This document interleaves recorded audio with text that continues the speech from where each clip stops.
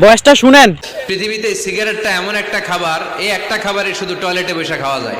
তামাক গাছ যেখানে চাষ করে ওইখানে কোনো বেড়া দেওয়া লাগে না, ওটা ছাগলও খায় না। আচ্ছা, পৃথিবীর এইটাই একমাত্র পণ্য যে পণ্যের গায়ে এই পণ্যের বদনাম আর দুর্নাম লেখা থাকে। কোন চকলেটের গায়ে যদি লেখা থাকে এই চকলেট খাওয়া মাত্রই ডায়রিয়া হয়, খাইবেন? কমু তোরটা তুই খা, তোর ডায়রিয়া হোক।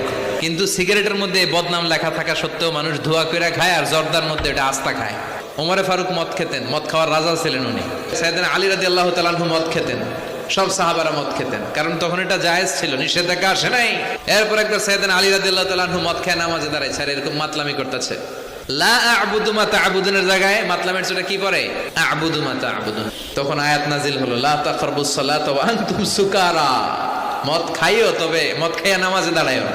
এরপর চিরকালের জন্য মদ জু আল্লাহ হারাম করে দিলেন। আল্লাহ একবারে হারাম করলে ভয়ঙ্কর অবস্থা হতো, আল্লাহ ধীরে ধীরে হারাম করলেন। তো যারা এই